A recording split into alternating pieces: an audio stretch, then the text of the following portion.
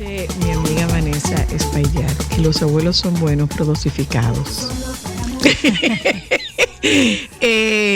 No hay referencia a las coabuelas que deben ser más dosificadas todavía. No. Sí, sí. Las coabuelas deben ser más dosificadas bueno, todavía. en el caso mío, ¿qué te puedo decir? La verdad, vamos a hablar con la doctora Ay, Luna. no, la esta verdad, tarde. no. No, la doctora Luna. La coabuela bueno, es el equilibrio ahí. La coabuela es Lo que la más pasa es que consentidora. la coabuela es directamente proporcional al nivel de energía de los papás. Entonces tú tienes que ser dosificada, porque si los papás están muertos de energía, no, tú no puedes figurar, porque es que tú lo aceleras a los dos. Ah, bueno. Tú y Jorge tienen ese don y después se queda uno con ese problema. Pero mira, el rol de los abuelos en los últimos años es muy importante. Bueno, en las últimas décadas, a raíz de ese compromiso que tienen los papás para responsabilidades laborales y entonces muchos de los niños se quedan al cuidado de sus padres. Pero lo que me interesa en esta conversación es cómo los abuelos se deben de ir preparando o adaptando a los nuevos tiempos.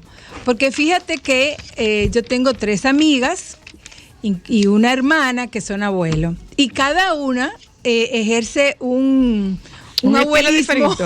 Un estilo tiene diferente. Un estilo diferente. Por ejemplo, en el caso tuyo, tú eres una mamá, eres una abuela que está ahí, que acompaña, que te quedas con ellos, que te fajas con ellos, pero tengo otra que me dice, no. A mí que me lo manden con su niñera y con todos sus asuntos resueltos. Que yo sé quién es. No. Entonces yo lo cuido, pero no más de ahí. ¿Qué Ahora cuido? tengo otra, una prima, que bueno, esa se dedica a los niños, a las niñas, a las nietas. Igualmente ella supervisa a las niñeras, pero está pendiente y una presencia importante. Sin embargo... Ay, pero es que también yo las defiendo, porque es que la energía de esos seres no, es que no compagina. Pero mira, tienen un rol muy importante y sobre todo... ¿Cuál es el rol desde el punto de vista nutricional, desde el punto de vista afectivo? Muchísimo. ¿Cuál es el rol de un abuelo y de una abuela? Muchísimo. Lo que pasa es que ahora el rol, ellos están convirtiendo en cuidadores y también yo pienso que eso es uno de los aspectos muy importantes para abordar, porque los abuelos tienen que reaprender muchas cosas que los abuelos nos hicieron a nosotros, que las mamás en nuestra época hacían. Por ejemplo, ponle bronquina que tiene gripe, ponle mentol, no, dale una friega con alcohol. Con berrón. Entonces hay muchísimas cosas. Quiero que aprovechar ese momento y mandarle un saludo a mi abuela allá arriba desde el cielo, que debe estar sentada con esa voz escuchando. Que ya la ciencia está... está planteando que son acciones y recomendaciones que no son recomendables. Por ejemplo, déjalo llorar para que desarrolle los pulmones. O no lo cargues tanto porque se va a acostumbrar a tus Doctora brazos. Luna, usted Se sabe malcría. la cantidad de pastillas de hígado de bacalao y jarabe de hígado de bacalao que a mí me dieron. Si mami tuviera viva, te hubieran dado pastillas de bacalao. Y de remedio de cebollín con el diabetes y no sé qué exacto. para los pulmones. Sancochito. Ah, Jesús. Entonces, ningún niño se murió por tomar sancochito. cállate, que el otro día fui a la farmacia y una señora llegó y dije, ay, Gomenol, y yo me quedé, Gomenol, pero eso lo vendía mi mamá en su farmacia hace 8,000 años. Bueno, ¿cuál es el punto? También tengo una mamá que yo asesoro, que vive en Estados Unidos, que ella me plantea y dice, bueno, yo quiero que mi hijo coma con la mano. Sin embargo, la abuela no se siente segura.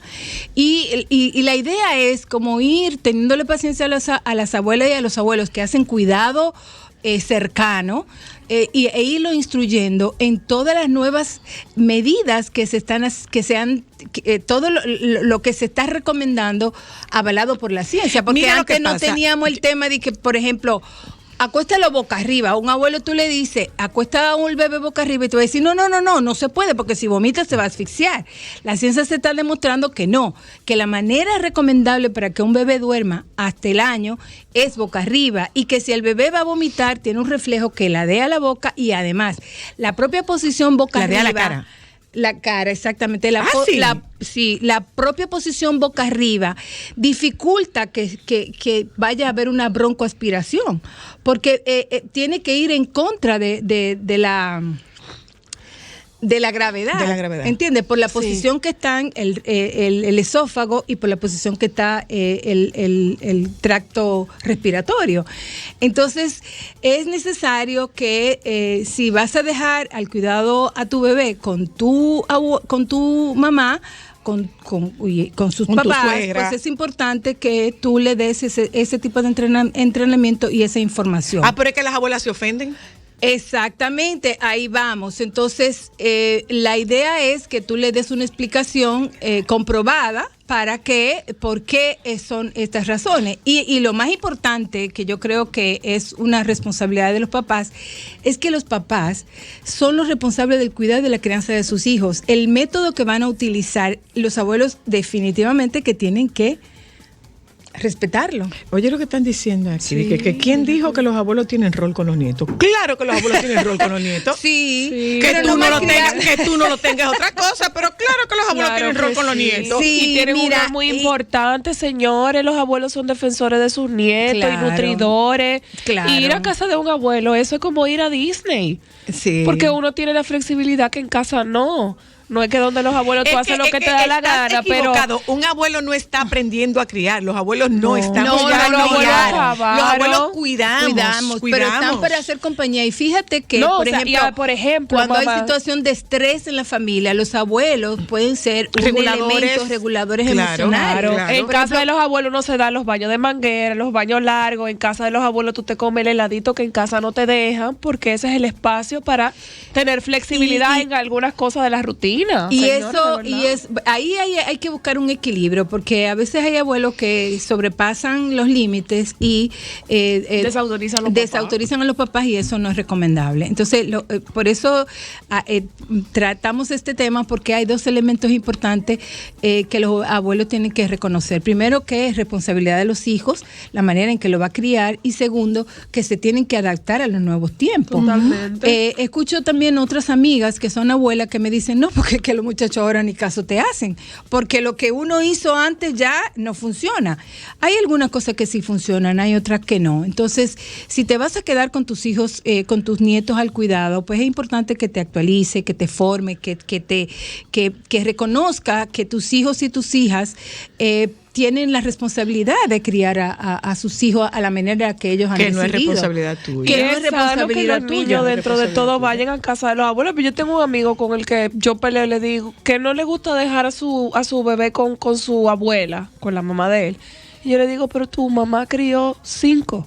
Entonces, no, tu hija va a estar segura. Lo que hay que negociar, y claro, obviamente también saber, el tema de la seguridad es muy importante, claro. Pero vuelvo e insisto en esa necesidad de que los abuelos se actualicen, porque por ejemplo antes nosotros andábamos en los carros sin silla de seguridad, sí. ¿Entiendes? O con todo lo tomacorriente abierto, porque exacto. no habían para proteger. O incluso en la semana pasada que estábamos hablando de alimentación, que alguien me dijo, no, pero si no hay leche, le puedo dar agua. Leche aguada.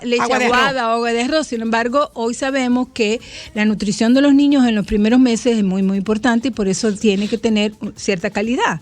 Entonces, la idea es esa, hacer esa reflexión. Mira, Josefina, te voy a interrumpir, y esta parte del programa la hacemos como la consulta entre una abuela que cuida y una coabuela. Y una pediatra, o sea, porque yo soy respetuosa de las indicaciones de Josefina. Por ejemplo, Milán ya está en alimentación complementaria, se llama, ¿no? Sí. Ok, Milán está en alimentación complementaria. Ella me dice, ya está llegando el tiempo de que tú le des un muslo de pollo.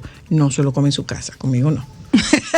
O se lo come contigo, porque no quisiera, nosotros vivimos una experiencia de un atragantamiento de uno de tus hijos, entonces yo no quisiera como que fuese que se metiera un pedazo grande, pero bueno, el caso es que se produjo una discusión muy interesante con una discusión muy interesante, un señalamiento muy importante con relación a los accidentes y fractura de cráneo de los niños. Que tú tienes la seguridad, tú acuestas a un niño en una cama, tú le estás poniendo colchón, tú le estás poniendo almohadas alrededor, y con eso tú crees que el niño está seguro, protegido, claro. Está protegido. Lo que sucede es que cuando los niños comienzan a dar vuelta, esto es a partir de los 3 meses, 4 meses, que comienzan a dar vuelta boca arriba, boca abajo, la técnica de poner barrera con almohada no funciona, porque los niños pueden sobrepasar esa barrera, pueden mover las almohadas cuando hacen movimiento y caerse. Cuando los niños, los bebés se caen de la cama, y sobre todo en el caso que tú planteas, que tu cama es bastante alto, tú lo puedes decir. Pueden sufrir fracturas de cráneo. ¿Por qué? Porque, bueno, cuando un bebé se cae, el peso de la cabeza es mucho mayor que el resto del cuerpo, y donde se va a lastimar es en la cabeza. Entonces, por eso que yo insisto en que los papás, en que los abuelos cuidadores tienen que tener cierta información, cierta preparación, actualización, diríamos, para que cuando estén ofreciendo los cuidados a sus nietos, y sobre todo si son bebés, y sobre todo si son menores de 1 año, de 2 años, pues ellos sepan cuáles son las recomendaciones que deben de seguir. Los papás, los hijos no se pueden enojar. Lo que tienen que decirle a los hijos: mira, a mi hijo tú me lo vas a cuidar de esta y esta manera. Y tienen que ser respetuosos de eso. Y advertirlo de algunas situaciones de riesgo o de peligro que puede suceder, y de qué manera ellos tienen que manejarlo. Una pregunta, específicamente en el caso de las fracturas, ¿a qué edad el bebé o el infante empieza a tener mayor control del peso de su cabeza, para yo como abuelo identificar hasta qué edad lo puedo dejar en un corral y cuándo puedo pasarlo a dormir en una cama sin yo perder el corazón? Déjalo, sácalo del corral, tan pronto él comienza a subir el pie en el borde. Lo que pasa es que la decisión en ese sentido, eso no es una toma de parámetro para tú decidir cuándo sacar a un niño o no de un corral.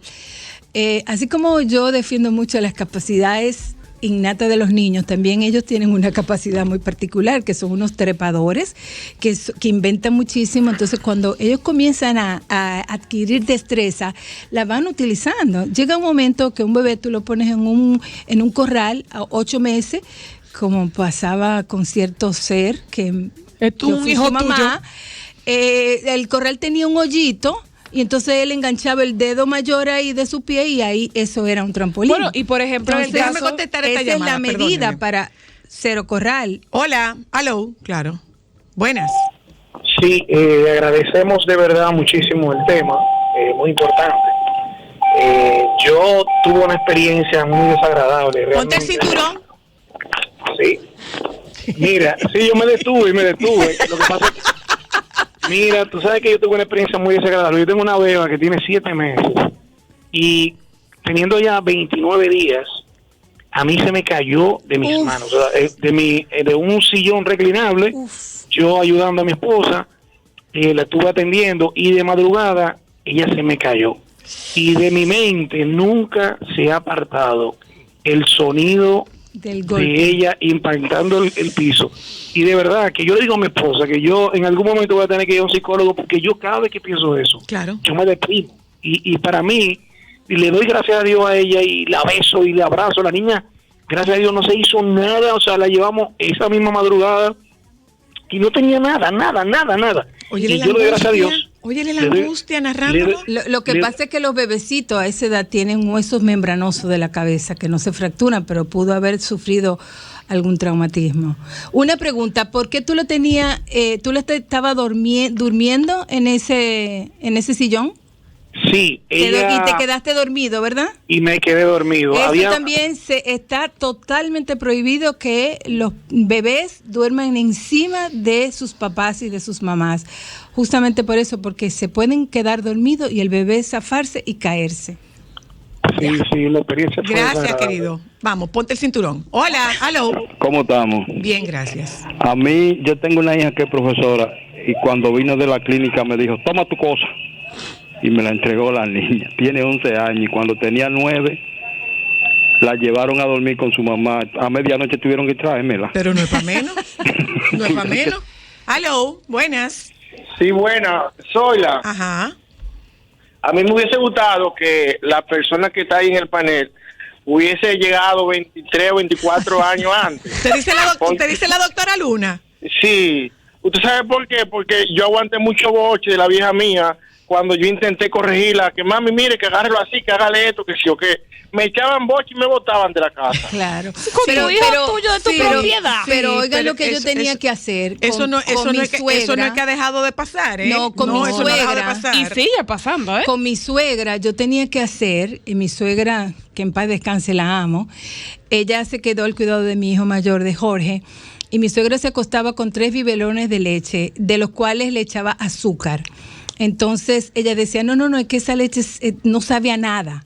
Yo le decía al pediatra, doctor, escríbale y dígale no le ponga azúcar, porque eran unos pleitos y hay que buscar esa forma de que ellos vayan entendiendo que lo que tú le estás diciendo y con fundamento es lo que le conviene al bebé o a la bebé. A mí me daban con miel de abeja. Delicioso. Ay, sí, la miel de abeja no se debe de usar en menores de 1 año porque está asociado con el botulismo. A mí me encanta esta época de lo que estoy haciendo, que es puericultura, y sobre todo de cómo la ciencia viene demostrando todo lo que los niños necesitan. Espérese un momento, doctora, porque usted está pidiendo que nos actualicemos. Sí. Y para actualizarnos, un muchacho con fiebre se le ponían paño frío. No. O se le daba un baño con agua fría. Lo que sucede es que el agua fría no se utiliza porque lo que hace el frío es que hace una vasoconstricción y lo que tú vas a hacer es mantener el frío, o sea que la piel y los vasitos de la piel se cierren y mantenga el calor. El agua fría solamente está recomendada cuando hay golpe de calor. Cuando tú tienes que bajar la temperatura rápidamente. Tú sabes todos los impíos que yo eché en una bañera. Alcohol, Ella no estaba aquí. la friega con alcohol tampoco se recomienda porque se absorbe el alcohol. O y sea, eso que puede ajuma. ser tóxico. O sea, no se de la friega con alcohol. No, ni ni se le da té de anís a los niños porque igualmente el anís puede ser tóxico. Pero el anís es tóxico hasta para los adultos. Absolutamente. Ni bronquina. O sea, y la doctora. ¿Tú te acuerdas cuando nos ponían a nosotros una filita? No, y una bronquina que tenía otro nombre y entonces te lo ponían con un papel de periódico. Ya hay métodos mucho más actualizados que son mucho más seguros. Cómo tú mantener al niño hidratado, la palmopercusión en caso de que tenga mucha secreción, o sea, las palmaditas. Joan, ¿tú sabes lo que es la palmopercusión? Espérate. ¿Con qué se come eso? Joan y Alejandro, ¿qué es palmopercusión? ¿Qué ustedes creen que es palmopercusión? Bebé, mira el otro. Le das así ¿Para qué sirve eso? ¿Para qué sirve eso? ¿Pero para qué sirve? Lo que pasa es que cuando eso es ahora que hay tanta gripe. Bueno, la gripe no, pero cuando tú tienes un proceso respiratorio en donde hay secreciones pulmonares, una de las cosas que se recomienda es dar palmopercusión porque eso moviliza un poco las secreciones. Para las secreciones, ¿qué es lo que más tú necesitas? Agua, más nada. Mantener al bebé hidratado, porque mientras tú lo tienes hidratado... ¿Se deshidrata? ¿Se diluyen los mocos? No, sí. ¿Se diluyen los mocos? Claro que sí. No. Claro que sí. El mejor remedio cuando tú tienes un proceso, obviamente, estamos hablando de condiciones que son leves. Sí, pero igualmente cuando tú tienes un niño, un bebé que tiene alguna infección de vía respiratoria superior e inferior. Pero doctora, que usted está hablando como que todo el mundo sabe. De la nariz, cuando los niños tienen gripe, cuando los niños tienen algún resfriado, lo importante es mantener la hidratación. Incluso cuando los niños tienen un proceso de asma, que están apretados del pecho, uno de los parámetros más importantes para manejar ese proceso eso, es que el niño tenga una buena hidratación, porque eso es lo que va a permitir que... Hidratación con agua. Sí, Okay. es el mejor hidratante. Diantre, yo que iba a hablar de la bondad de la vuelta al cocodrilo de Milán. Y entonces las secreciones se fluidifican y es mucho más fácil que la puedan manejar. Porque, por ejemplo, porque ellos no saben botar, no saben escupir. Y en el caso, por ejemplo, de una crisis asmática o de una bronquiolitis, que los broncos se cierran, la misma flema, cuando está muy espesa, lo obstruye mucho más. Y entonces los bronquios están inflamados y lo que tenemos que buscar es mejorar la hidratación. ¿Y para bajar la fiebre se le baja la cabeza? La recomendación es dar poner pañitos de agua tibia o a temperatura ambiente. En la parte del abdomen y en la cabeza. Eso puede ayudar. Inclusive, se recomienda el uso de antitérmico ya cuando tú ves que, para bajar la fiebre, cuando tú ves que un bebé, un niño, tiene ya afectación, tú sabes, o sea, que se ve que está malito, se ve tumbadito. Pero hay algunos niños que pueden tener 38 y medio y están muy vivos. Tenemos uno de esos en la casa. En esos casos, las últimas recomendaciones que se da es manejo con medio físico. Okay. Y todo esto es interesante porque eso está avalado por la ciencia. Son de las recomendaciones que da la Academia Americana de Pediatría, que da la Academia Española, la Sociedad Española, en fin. Que lo interesante es eso. ¿Qué pasó? ¿Por qué tú te estás riendo?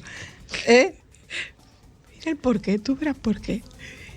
Bueno, cuando un niño Pero mira, come... ¿qué es lo que está comiendo? Arroz y habichuela. Habichuela. La doctora Bien. me mandó a comer arroz y habichuela. Sí. Vamos un momento a publicidad, doctora, pero este programa abre el teléfono para que se desahoguen todos aquí esos está abuelos el teléfono. y padres. El programa es para abuelos y para abuelas, y una parte importante en favor y en beneficio de los padres. No podemos sentir mal, pero no tratemos de alguna manera de respetar las decisiones que los padres tienen con relación a sus hijos y a cómo quieren que sus hijos sean manejados y tratados. Por eso yo lo traigo a tu casa, pero si tú no estás en disposición de respetar lo que yo planteo, entonces yo no te voy a llevar los niños a tu casa. Sí. La historia de que, por un lado, sí es cierto, o sea, cuando vienen a casa, tienen las normas de casa. Por ejemplo, Mateo me dice, yo no me baño de día. Yo le digo, bueno, en tu casa tú no te bañas de día, pero aquí tú te tienes que bañar de día. Aquí tú te bañas de día y te bañas de noche, porque eso es en tu casa que tú tienes esa norma, pero en esta casa la norma es otra. En mi casa él dice, yo en mi casa no duermo con pijama. Yo le digo, pero aquí tú tienes que dormir con pijama. ¿Por qué? Porque tú tienes un aire acondicionado en una posición distinta a la posición que tú tienes en tu casa. Y eso no violenta las disposiciones y las decisiones de sus padres. Exacto. En la casa. Pero hay unos códigos que tienen que ser respetados, que son los códigos de los hijos. Claro. Entonces no te sientas mal cuando te traen un nieto a tu casa y te dicen, mira, a mí me gustaría que tú hicieras esto. No le dé chocolate. Yo, como abuela, todavía no soy abuela, soy coabuela, pero yo le daría escondido chocolate. ¿Le daría? Claro. ¿Le daría? Ay, sí. El cuidado de los abuelos cuando nos traen los niños a la casa. Como dice Ámbar, y me parece una frase sumamente acertada, los abuelos no tenemos derechos, los abuelos tenemos privilegios. O sea, no hay obligación. No hay obligación. Hay abuelos que se confunden con eso. Hay muchos abuelos que creen que los nietos son propiedad. Y subestima la capacidad de crianza de sus hijos. Tengo también, recuerdo de una amiga que la mamá le decía, ay, estos niños viven por obra y gracia del Espíritu Santo, porque ella entendía que los cuidados que le estaba dando la mamá a su nieto no era adecuado. Obviamente que sí. Lo que pasa es que era una mamá que tenía sus organizada su vida de una manera diferente a como lo llevó su propia mamá. Entonces, yo pienso que es muy importante que los abuelos, sobre todo, sean cuidadosos, porque también las opiniones pueden disminuir la seguridad y la confianza de los padres primerizos. No, y la relación. Mira, me ha tocado. Detén eso ahí, por favor. Hola, hello. Sí, buenas. Hola. Bueno, la hija mía fue en coche, porque yo soy niñera aquí en Estados Unidos y me ha ayudado bastante. Fue todo lo contrario. Ella también me dijo varias cositas, pero yo la ayudé desde que nació la beba. Y respeto exactamente todo lo que ella me dice sobre su bebé. Pero también en ese caso la ayudé muchísimo. Gracias, gracias. Otra llamada. Buenas, hello. Buenas tardes. Hola. Felicitarlas por el programa. Cada participación de la doctora es como que yo se la pedí y ella me la mandó. Ay, riégalo, manita. Riégalo. Gracias. Voy a tener una hija en la misma edad de Milán, el segundo de Ámbar, porque los temas me los traen, vuelvo y les repito, como que los pedí. El programa se lo están dedicando a una persona muy especial de mi casa, que no voy a mencionar el nombre, pero ya ustedes dijeron a quién es. Abuela, vamos a respetar. Dice Vanessa Espaillat que las abuelas somos buenas, dosificadas. Usted dijo que usted le daba chocolate con Dios. Vamos a cambiar de tema. No. Ay, pero es que hablaba de la importancia. Hablaba de la importancia. Hola. Hola, Zoila. Hola. Oye, Zoila, yo tengo mis nietos en Estados Unidos y voy cuando mi hija pare. Luego que yo regreso 1 mes y 10 días, llega la otra abuela, la paterna. Y cuando los niños estaban gritando, la niña estaba llorando de madrugada, se supone, yo no entré nunca porque ya es un lugar para ellos dos con sus niños. Pues ella abrió la puerta, buscó a la niña y la acostó con ellos. A mi hija no le gustó eso, pero no le dijo nada. Y ya usted sabe. Gracias. Complicado. No, pero yo insisto, y yo lo hablo también desde mi experiencia, porque yo tuve una abuela que era sobreprotectora. Bueno, yo recuerdo que yo estaba, una suegra, sí, yo estaba haciendo mi residencia y mi bebé se quedó con ella. Cuando yo llegaba los fines de semana, ella me decía, no, tú estás cansada, acuéstate. Y no me dejaba ponerle la mano. A tu hijo, a mi hijo. Pero era por ese amor. Sin embargo, yo poco a poco fui buscando ese espacio para que ella respetara las cosas que yo quería que hiciera. Y es una obligación, una responsabilidad de los papás expresar la manera en cómo deben de ser cuidados sus hijos. Tienen que negociar con las abuelas, aunque se enojen, aunque sea la mamá del esposo, pero la pareja tiene que ponerse bien claro y firme de ambas posiciones. Exactamente, porque es una responsabilidad. Decía que muchas veces, en ocasiones, las abuelas también le bajan la seguridad a las hijas. Por ejemplo, una mamá que quiere lactar a su bebé, que han decidido que van a lactar a su bebé conjuntamente con su pareja, viene la mamá y dice, ay, no, ese muchacho no se llena, dale leche, está pasando hambre. No. Tú no estás botando nada. Exactamente, lo que tú tienes es que apoyar. Qué bueno, la lactancia materna es lo mejor para tu bebé, vamos a ayudar. A mí, señores, me atiborraban de unos menjurjes mexicanos para que yo diera leche, que bueno, yo me la tomaba, unos té de no sé qué, una sopa de cola de bacalao, avena. Cuya intención era que te diera sed, que tú bebieras agua. Exactamente. Entonces, hay de eso. ¿Tú sabes la cantidad de dulcito de ajonjolí que yo le compré a...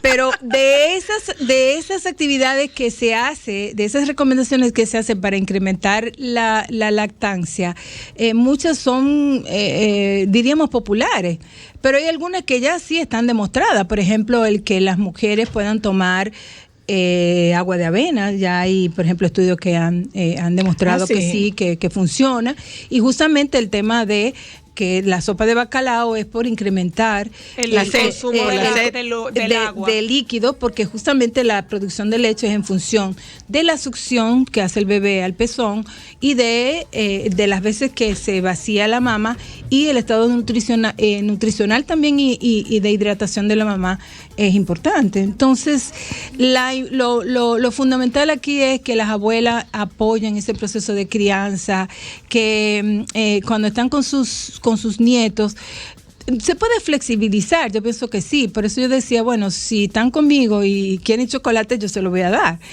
También uno pudiera, de alguna manera, darle no le pasa nada, ¿verdad? Claro. O sea, porque si es intolerante a la lactosa, para que sepa, tengo que ayudar a la abuela no se lo va a dar. Porque señores. también hay algunos papás, yo me he dado cuenta que hay algunos padres jóvenes que tienen una fijación con el azúcar. Han satanizado el tema del azúcar y tampoco. Yo en días pasados visité a unos sobrinos que vinieron de playas extranjeras y yo pedí permiso para llevarle galletica.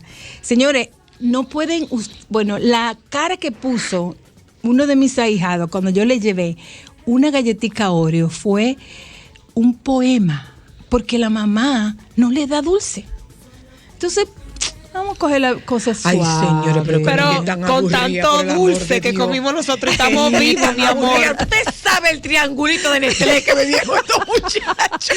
No, usted sabe la malta que bebieron estos muchachos. Hay que irse suave, pero las recomendaciones no ser tan, por ejemplo, yo recuerdo que con mis hijos tomábamos refresco en día de fiesta y en fin de semana. Entonces eso también es... Pero el triangulito de Nestlé, doctora, por el amor de Jesucristo, el triangulito de Nestlé. Pero sí hay que dicho sea flexible. De paso, para despedirnos, tenemos una persona amada de nuestra familia que trabaja en la compañía que produce la leche condensada.